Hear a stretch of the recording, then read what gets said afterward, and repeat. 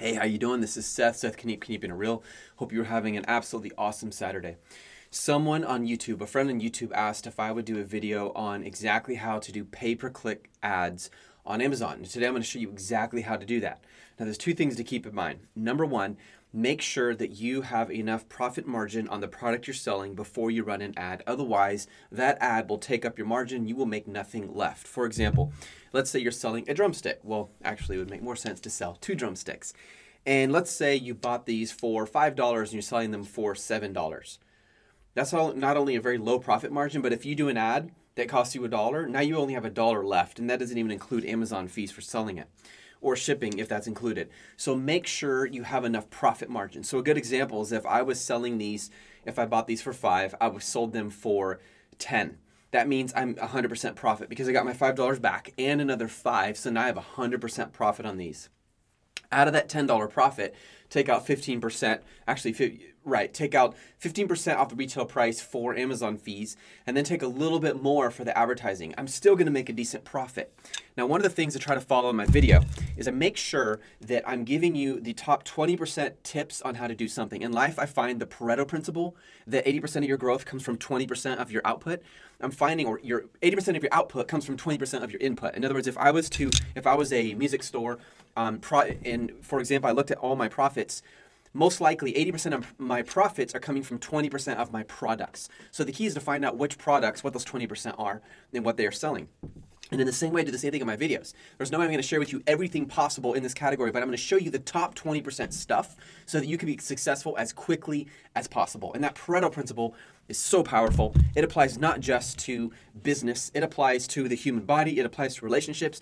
It applies to a lot in life. All right, so here we go. I'm going to show you exactly how to do this. First of all, find a product that you have enough profit margin on and you want to boost its sales. It may be a product that's kind of dead, it's not moving, or one that's doing well, but you feel like you could get a lot more if just simply more people could see it. So I'm going to take you to my screen here, as you can see, and we're going to start by clicking on advertising. And it comes up with Campaign Manager, Lightning Deals, and Promotions. A promotion is typically, buy one, get one off. That's an example of a promotion.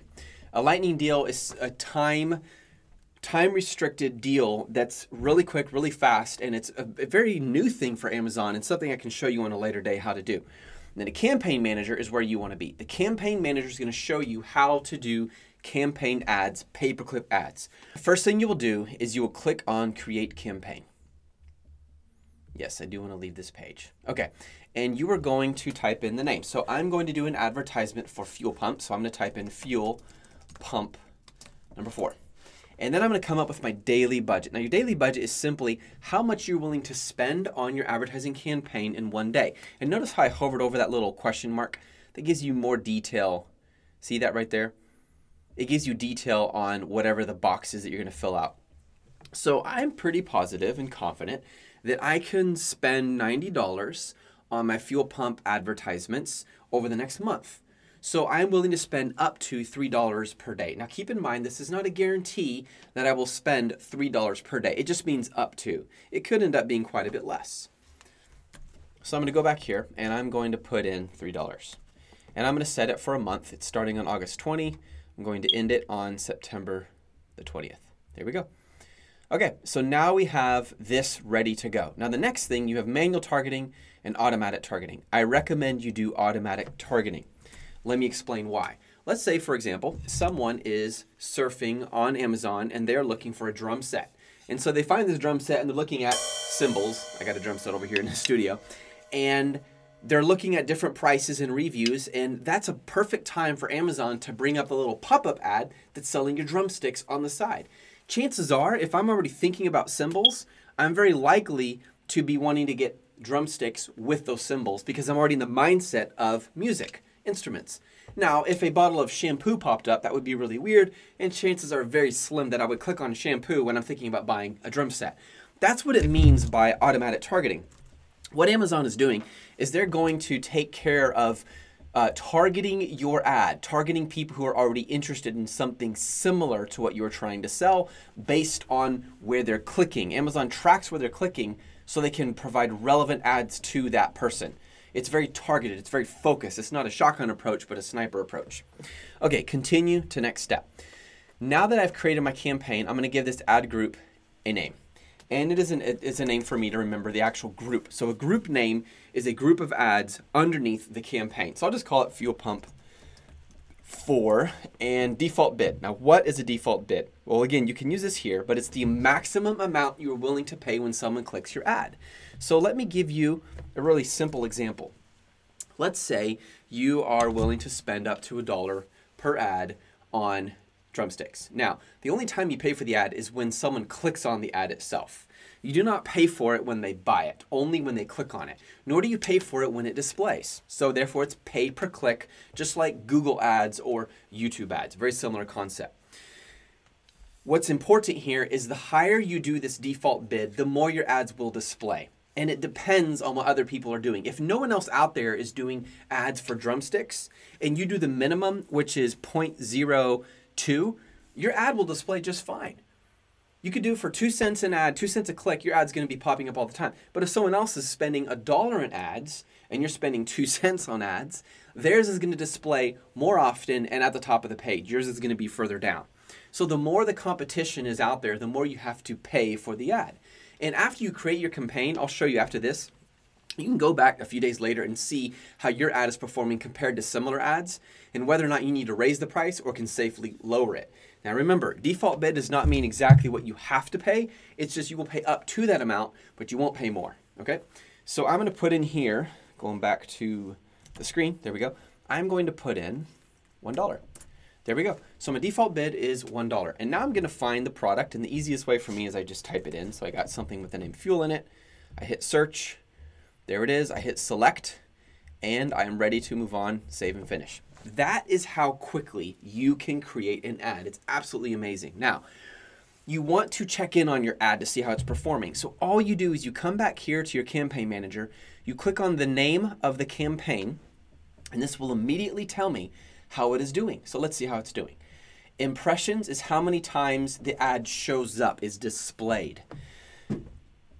Clicks is how many times it is clicked on. This is what you end up paying for. Spend is how much you spent on the ad itself. And sales is how many sales you had as a result of the ads that you spent. Now, how does Amazon determine when an advertisement turns into a sale?